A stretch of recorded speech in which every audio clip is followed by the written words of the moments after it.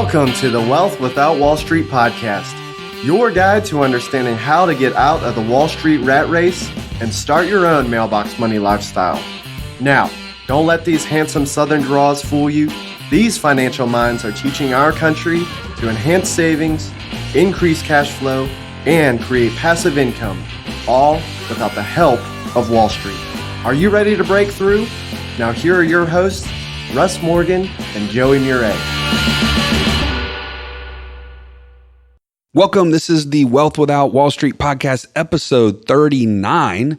Russ, welcome to the show. And I got to tell you this awesome story of my girls playing golf on Wednesday. You knew I was out of the office. Yeah, well, I saw that you're out of the office. I got to see some Facebook posts. I know that they had like two big matches. Tell me what happened. Oh, man. If you know anything about me, you know I love golf. So the fact that my girls love golf is just, so awesome. They had two tournaments in one day. So that's a lot for them at this age. So they were worn out. But yeah, they're like 10 and 12? 10 and 12, oh, right? All right. And I'll highlight a couple things. Do they have sibling rivalry, by the way? Oh, absolutely. Okay. Think about Annie's 12, Lily Kate's 10. Any chance Lily Kate has to try to outdo her sister, she's going to take it full on. Yeah. You know how it is. Everybody's been there. If you have a sibling, you're trying to one-up them. Well, they're very different golfers, though. Lily Kate is out there, 10 years old. She is fearless. She gets up there, stripes it down the middle of the fairway, just has no thought in the world. Just get up there and hit it. Annie, she's like me. She overanalyzes things, right? Like, Russ, don't say anything about me overanalyzing in our office, okay? I can relate to this, though. I can relate to the overanalyzing. She stands over that ball, and it's like, don't do this, don't do this, don't do this. Swing animus. Or she's blocking it right all day. And in that first tournament that morning, so of course her little sister beats her. You know how demoralizing that is. That was probably not good. Oh my gosh, she was just brutal. She was open to suggestions. Let's say that. Well, that's good. So that's the positive that came out of it. So we were headed to that second tournament. And I said, hey, Annie, do you mind if we, maybe spend a little bit of time on the driving range? We're going to get there early. She's like, yes, please. Anything I can do. I will not lose to my sister again. That's right. So we get out on the driving range. I'm taking video of her. She sees where she's missing in that swing, and she starts making corrections. And amazing, she goes out that second tournament and just starts striping the ball. And she, of course, she looks back at Lily Kate, and she's like, she giving her a little smirk? Oh, yeah. It's on now. Totally different result. Big sister is back in the house. Yeah, and I'm taking pictures the whole time, videos, the whole deal. So it was a great day. But it reminds me of what we're talking about today with coaching and how important it is to have that outside view of what we're doing, because we get so close to what we're doing as entrepreneurs and business owners, we miss the places where the blind spots, if you will. No, and the feedback that you gave her, I thought was really important in that story. As I think forward to our discussion with Kitty Barrow today with Southwestern Consulting, that as coaches, and that's kind of what you were being to her, as a coach, they have to be able to see what you're doing, right? And we all wish that we were perfect. And I can tell you, and you're going to hear on this episode, that I have many flaws, and she's pointing them out. But the beauty of a coach is they come in, they give you praise toward the things that you're doing well, and they help you improve on those little things that you're not. Right. They're tweaking the places where you need the tweaking. But I remember seeing you coming out of those meetings with Kitty, and she's got a good balance, right? She's celebrating with you. Hey, you're hitting your weekly is it CSFs? Mm-hmm. Is that what she calls them? And so, yeah, you got to have both. Well, we're gonna in this podcast, we're gonna talk about time management. That is like it's the one thing that we all know we need to be focused on, but we are not. And if you've ever said my calendar is controlling me instead of me controlling my calendar, like we're going to dive deep in there. That, absolutely. And we're going into this because I need it. Even though I'm focusing on it, I'm still not conquering it. It's still a weakness. And I've always talked about investing in yourself as an entrepreneur or business owner is the number one place to park money and time and energy, because you are the thing that's standing in your way, right? That's your limit. Yeah. If you're not getting coaching, you're missing the mark. It doesn't matter at what level you're at. You need to be involved in coaching. You need to be involved in mentor groups, mastermind seminars. I think we've hit on all these points before, but these are the reasons for today's episode. We're going to get into the weeds with her so that you can come out on the other side and have that success. So I don't want to belabor this anymore. Let's jump into the interview with Kitty. Welcome in, Kitty, to the show. Glad to have you. Hey, Russ. Glad to see you again. Yeah. Now, I know you know Joey, but do you know Joey as the Italian Stallion? Hey, you don't have to laugh that hard. I mean, this is honest laughter here. I love this. A little concerned about the length of that laughter. Like, funnier. Well, we get people calling us and emailing us from all over the country, and they don't want to hear about anything except how is the stallion doing. So I just thought to share that with you, because you may not know, that when he was in high school, he had this baby blue, powder blue Mustang that had this Italian Stallion as its little custom tag. Custom tag. So that is stuck. That is his podcast handle, by the way. Okay, I've got to block this out of my mind, or I will not stop laughing. Well, I wanted to make sure I threw you off as we get into this, since you could tell plenty of stories about me, because we've been working together for like 3 or 4 years now. You've my personal business coach, and I just knew there's plenty of people on this podcast who need help, who want to grow their business, who know that they can't do it all, but they're trying to, like I have and still am in some regards. And struggling. Yes. And it's just, to me, to have your expertise, your background is important. So what is it, as you're talking with business owners, what do you feel like are the biggest challenges keeping them from growing their business to the level they really want to get to? That's a great question, Russ, because we work with a number of companies and business owners across the country, but in general, it typically is about the same 3 things. They almost always need some kind of leadership development program. A company will never grow any higher than the level of leaders that they're able to attract and train and do things well. And of course, they want to eventually have that ability, because so that they're not doing all of the work. It's they how do I take off these hats? And so they need that leadership development. Of course, increase sales. How do I increase sales without me being the main salesperson? That hands down, almost every single time a business owner will tell me I'm the number one in sales, and like, that's bad. And then they need systems for growing their company so that as they're increasing sales, we're not outpacing our ability to take care of our customers. All right, I want to unpack that a little bit, because she said something that really just hit me, Joey. I mean, were we not talking about this last week in our planning day? Like, absolutely. We cannot be the sales force forever. We can't. We can't be all things. And that's, as I was sitting there listening to what you said there, is we are the solopreneur, right? Mm-hmm. That is the enemy to us. And we've talked about Robert Kiyosaki on this, and I know you've read the cash flow quadrant, where he goes through the different 4 levels that people work in. And the S quadrant, the self-employed, the solopreneur, the selfish person, the one who just wants to do it all themselves. That is really the limiting factor, isn't it? Yes. Yeah. What was the guy who said, I would rather have 1% of 100 men's efforts than 100% of my own? Is that Zig Ziglar? And it was the steel baron up north. I'll think of it later. Man, brains are just blowing up right now. Listen to that. Mm-hmm. I mean, we've talked about how we own a job as being self-employed in that quadrant, and how we have to, I'm just referring back, if you haven't read the 10X Mind Expander, Dan Sullivan's book, we did a highlight on that a few weeks ago. And he says it's easier to 10X your business than it is to 2X your business, because it requires you to get out of your own way. Yes. You cannot do it yourself. You can't just work 10 times harder. It's just impossible. So, well, you mentioned though too that we have to build leaders. They have to be better than sales than we are. And sometimes the business owner, I've heard challenges where they say, I really don't want to do sales. Sales is tough. I just want the business to come to me. And knowing your background, Kitty, there's not many people can tell you that sales is tough and can really hold a candle to how you even got into coaching.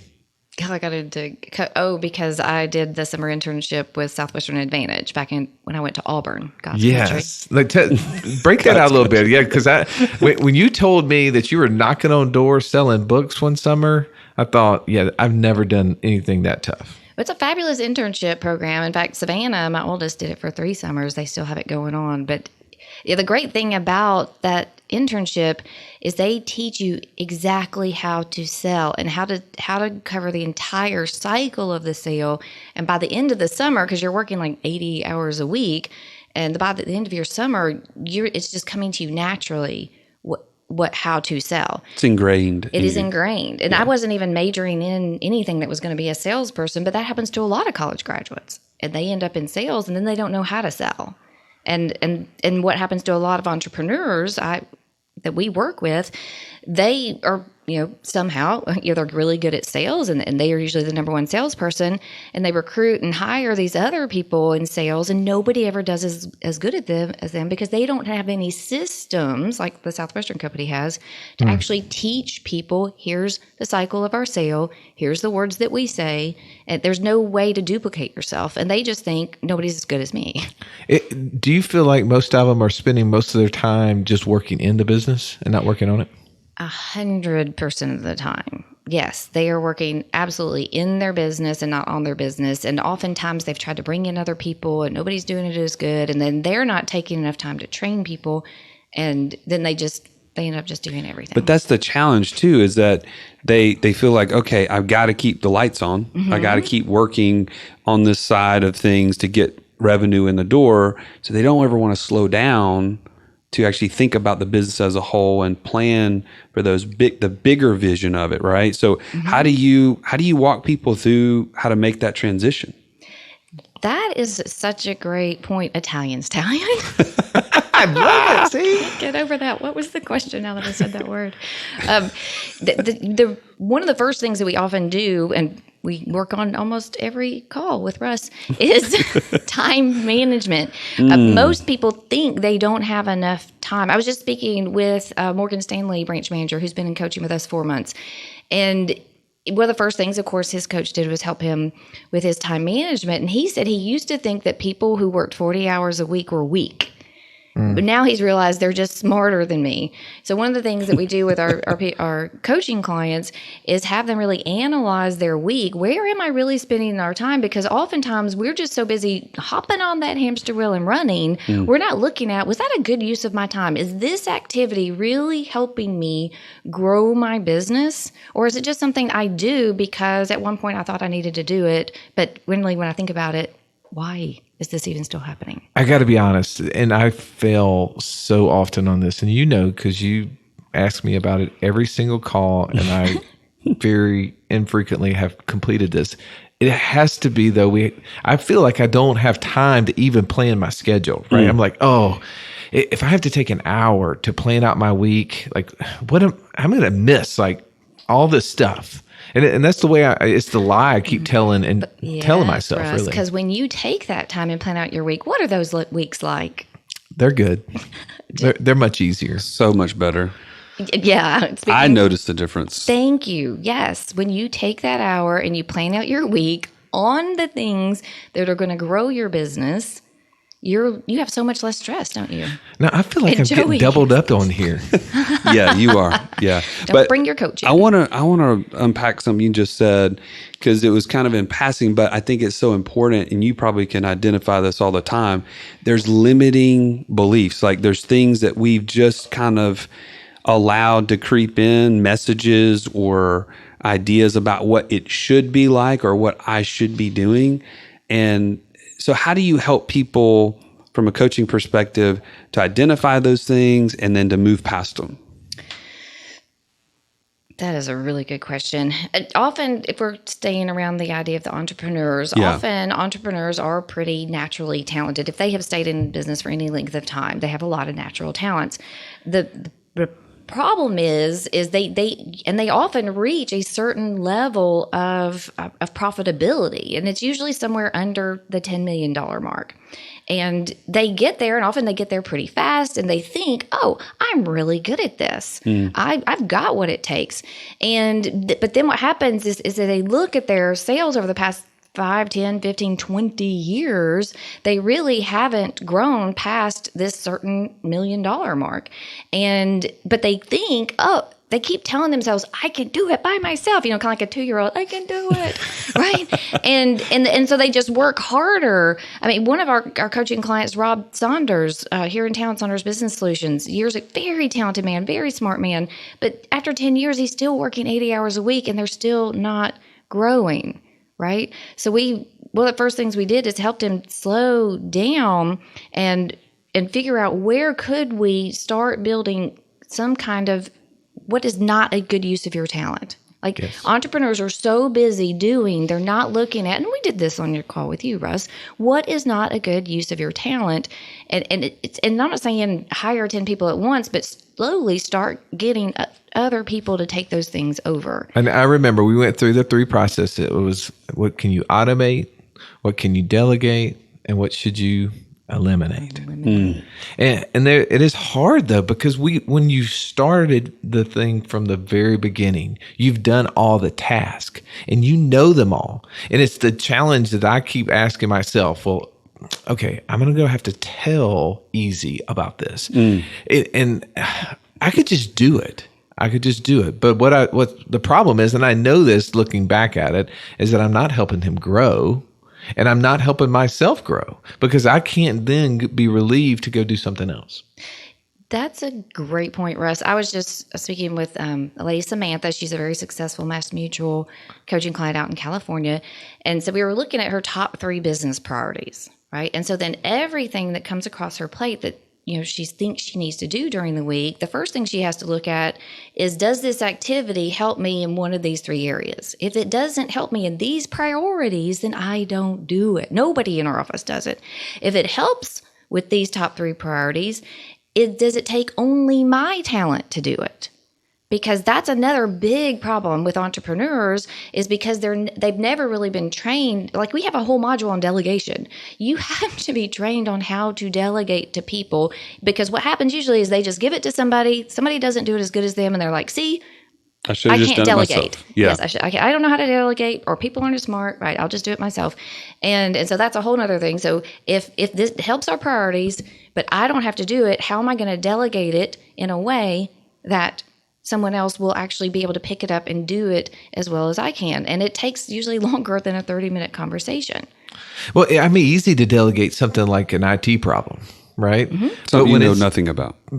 I know very little Give about. it to Rob Saunders. Right. But when there's something that is in my wheelhouse, it's a math problem. It's, figuring out how do I help somebody get from here to here. I want to put my hands on it. I want to work on that. But as a business owner, as a visionary, we can't do all those tasks. Well, and I was going to mention this. It seems like you're talking about there's a difference between being a great technician, right? Like most entrepreneurs were really good at something. Yes. And so they said, well, I might as well go into business for myself to do this. But they never made the transition from being a great technician to being a business owner. Those things are so different, right? So different, yes. And he talks about that in the book E-Myth Revisited, is you broke away from whatever company you're working for because you were so passionate about this, like, technology or whatever. But if you're going to grow a business, then someday you're not even going to be doing the thing you broke away from. And so then that's where you have to decide, if I really loved this so much, maybe I just need to go back working for the man. But if I'm willing to give that up over time to other people, or I have worked with some people that they grow leaders who can replace them in the running of the business so they can stay focused on doing that thing that they really like, and then other people are running the business. That's interesting. Yeah, that's almost backwards to what people would think the progression of the business would look like. Right. But if that's where they were the happiest, like I work with this one guy, Tony, in DC, he really likes selling, and he really hates being a sales manager and holding other salespeople accountable. And he doesn't like it. And so we recruit, hire, and onboard a sales manager that can take those things off or would do it as good as he should be doing, and then he doesn't have to. That's awesome. Yeah, and I love the reference to the E-Myth. We need to put that in the show notes, a link to that. So if you haven't read the E-Myth, it's definitely kind of baseline for being an entrepreneur and understanding what we're talking about today. But on another point, I've had a lot of my coaching clients, after they read it, they say, the E-Myth does a fabulous job of explaining why things aren't working in business. But then what Southwestern Consulting Coaching does is we actually teach you how to fix it. Okay, walk through that. Finish the book going, okay, now how do I fix this? Walk through that, because I mean, we try to give very practical examples on our show here for people listening. And so talk us through like what's kind of a process that you would recommend for people as your coaching client.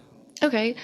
So one of the things we did with coaching client Brad, who has an AT&T DirecTV distributorship down like in Mobile, and at the time, they were only regional when I was coaching them, but we developed a leadership program. We basically just mapped out what's everything somebody needs to know from the day they start, like to how to sell, then to how to develop other people, or what are all the skills you need all the way up until you have been trained and you can actually recruit, hire, and onboard your own people. And then what does it take to lead other leaders? So we kind of mapped that out, and then he broke it up into these 4 bands.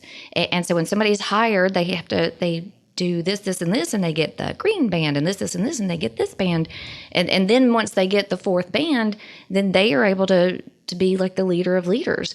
And this has worked so well, and his company is run so efficiently. This and some other things we worked on, but he now AT&T DirecTV, they want him over the entire country as fast as he can get there, and he is over a lot of the country now. And the other people who were also they had the same kind of businesses as him. They're like, if Brad wants that state, you can have that state.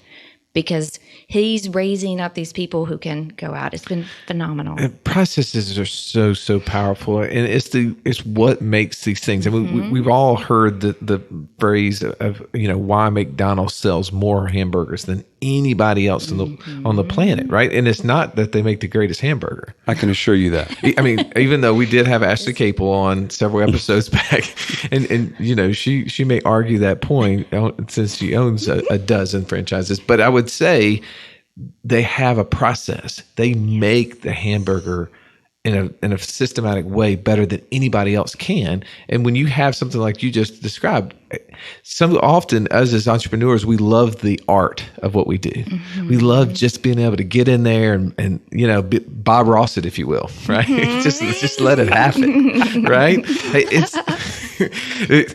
I just think that having the process, though, helps give us boundaries. And since Joey and I have started implementing this year, he and I have kind of delegated roles to each other that we're going to do as the business owners and not try to do everything ourselves. We've figured out what our strengths are, and then have started delegating it down.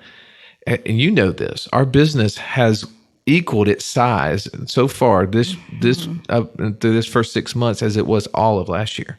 Yes. It's crazy. And we look back and it's processes. And it's really not like we've worked any harder. Right. We've just, I say, worked smarter. Like you said. I mean, I would say we've definitely not worked as many hours. I mean, we've been on the road traveling. Now some of it's been family fun, but a lot of it is we're digging into our business. We're doing exactly what we're telling you on this podcast, is to invest in yourself, invest in your business, and then have a strategy that supports it, right? So I want to get into the process, though. I want to give everybody practical advice. They come to you as a client. I want you to give them 3 simple things that they would follow with you. I know I'm asking you There's for a lot more than this. We know, but just kind of 3 simple things that somebody who's listening to this podcast can go and try to implement, or know that they would implement if they were working with you as a coach. Well, typically the first thing, and we didn't talk about this earlier, it's going to be the time management. One of the first things we've got to do is help you as a business owner to get your time management under wraps. And you can't see the picture when you're in the frame. I've had coaching clients go, I teach time management. I'm not even doing this, right? Yeah, Dr. Heal thyself. But then the next big thing we've got to do is do a SWOT analysis on your business, right? Strengths, weaknesses, opportunities, and threats. Yeah. And really think through that. And then we've got to based on that, analyze, okay, what needs to stay the same, what needs to change, and then prioritize, all right, what's the first thing we need to work on? All right, hold on. I'm going to stop you there. So everybody, I think, will know what a strength and a weakness is. Those we're pretty obvious what those are, but break down opportunities and threats. Just the difference between those, like what you would be helping somebody. Okay, so let's just generically. Strengths, we're really great financial planners and we love people and we're honest.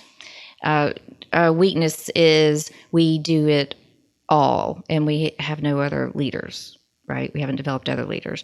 An opportunity is that we could serve so many more people if we had others who were able to do the same things that we are able to do. So it's kind of like a vision of what it could look like. What are these opportunities? And it is different for other businesses. Sometimes an opportunity when we really start thinking of what are opportunities, partnerships and things, just all kind of things can pop up. Well, and I think threats. I'm going to stop you right there because that opportunity part is something that Joey and I know exists for us. At this point in time, we're getting to a point where we're reaching so many people that we know that if we're going to continue to reach people, we're going to have other advisors that are willing to partner with us, learn what we're teaching people, making sure they're not teaching the Wall Street game. I know you've mentioned a couple advisory firms that may be on Wall Street that we would, differ on, so I wouldn't call those groups. But yeah, you're not invited. No, but learn our processes and be able to help our client base because I really believe there's so much opportunities. So that's what you mean by that. You're imagining. I love using imagination to get there. Yes. So threats. I'm sorry, I interrupted you. Threats could be anywhere from outside threats like government or family sickness to internal threats of ego or not willing to put enough time in or not willing to invest in myself or slow down or threats could be monetary, not feeling like we have the money to fund something like. Maybe not willing to pivot whenever you see challenges. Like some people are not willing, like in we were talking about in the 10X book, the one thing that can help them grow is that they have to be willing to use technology. Some people are just anti-technology. Oh, yeah. If you find yourself saying, we've always done it this way, that would be a threat. Chances are it's not the most efficient, right? Chances are. Okay, so you do a SWOT analysis with somebody. Yes. You're going to analyze it. What are you going to do next? Then we're going to map out the plan of okay, based on these things we've learned, now what needs to happen, and we're going to prioritize this list and knock it out one at a time, so we're not overwhelming ourselves with, oh my goodness, I've got all these things I want to do, and then they want to go do everything, and then they end up doing nothing because you can't. And so like this, I was working with Kyle, who owns a very successful construction company, and there's he and the other three guys who've been running it for 30 years want to retire, but nobody's there to replace them, right? And so there was a lot of things that needed to change. But the first simple step we had for them is they just needed to write out, what is it that you even do? Because a lot of business owners are what we call unconsciously competent. You are just doing it. You don't even know. You don't have to think about why you're doing. You walk down the street. You're unconsciously competent. So you have to come back to consciously competent. What am I doing? Because until you get consciously competent, you can't write it out and teach someone else. And that's why a lot of talented people have a hard time because they can't get out of unconsciously to consciously competent. Well, and that's the reason why businesses don't pass down to the next generation because they don't teach the next generation and they just think that they can hand them the keys. Only 25% of second generation businesses make it. Because I think I read something or heard it probably because I listen to a lot of Audible books or podcasts, but that they need to spend an apprentice, if you will, needs to spend like 5 to 7 years with the person doing the job to really be able to take it over. Is that right? That sounds pretty good. I mean, I think it could be accelerated if the mentor knew better how to train people. I mean, you could accelerate. We're having to accelerate it with the construction company to about a year, right? But that's going to take a lot more analysis. But yeah, it would take 5 to 7 years if I'm just having to watch you and you have no idea why you're doing something, and I have to figure out why you're doing something. Right. Well, I think if we're looking at this, the way to help people because they're coming from this position of I do want to grow. I feel like I'm I'm already stressed, right? The challenges of work balance, all of that, but yet they love what they do. They love adding value to the world. They're passionate about it, but they don't, I mean, what entrepreneur really wants to have a lid? We want to take the lid off. And so if we could apply these processes, it can help us get us there, right? Right. Yeah. I keep hearing you say, like, it's going to take a change to get to the freedom of your time. Yes. It's going to take an outside force Has to be. to say, okay, what you've always done, by the way, I'm going to be the one that loves you enough to tell you that's not where you need to go. That's not going to get you to the finish line, to be able to take your foot off the pedal, so to speak. Like these guys you're talking about, this construction company. And not just tell you that, because sometimes people come to us knowing this, but help you map out that plan of how are you going to do this. Right. And we've talked about this on other podcasts, but the reason why we want to talk about coaching and have you in today is we believe it is one of the number one top things that entrepreneurs should be investing in if they're not, because Number one. that lid, okay, just raising the lid for somebody could be enormous return on investment. Yes. Right? It could be pennies that they're paying you to help them to get to huge dollars. And Yes. I mean, your experience in that sense, I mean, how have you seen that happen? Yes, usually the biggest reason why business owners don't look at us as at a coach is because they're successful, right? And they think I can figure it out. I figured it out to this point. And most of the coaching clients we work with are very successful people. I mean, they're all making millions. I mean, the construction guy owns an airplane, right? He's not any dummy at any stretch of the point. And so you got to just put down your ego and realize, I mean, every top athlete in the world has a coach.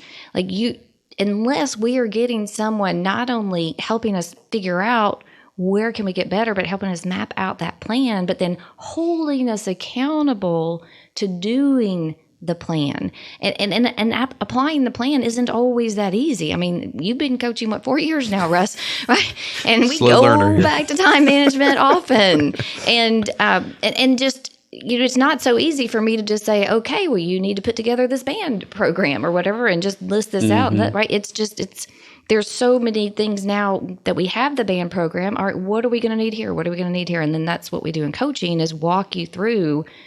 Here's how to source great. How do you even figure out who you need to hire? How do you source them? How do you interview and make sure that who you're hiring is hungry, humble, and smart? What book was that from? Lencioni. And then once we hire them, do we have a system for onboarding to make sure they're going to get on their feet and take off? Astounds me. People say, well, I only hire experienced salespeople. I'm like, that's your excuse for I don't know how to train. But most experienced salespeople, that even if they have 20 years, it's usually 1 year of sales experience repeated 20 times.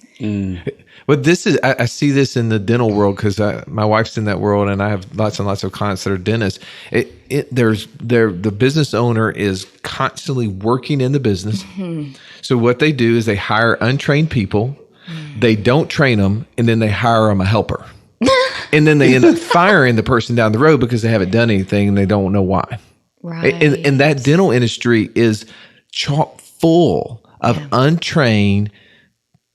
I'm not talking about the dentists, but the people working in the dental offices are really just low. I mean, they get some training to get into the deal, but at the end of the day, most of them have no training. And it's why there's so much frustrations from the business owner's perspective of, and so much turnover and all of these things. It goes into exactly what you're saying. You're not taking the time to train. But if you can't, then hire somebody who can. Yeah, they don't have to be the trainer.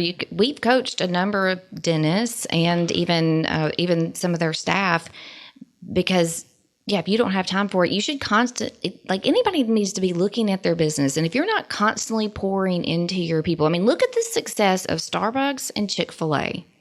They are constantly training their people. It's not okay, we trained you when you started. Yeah, good luck.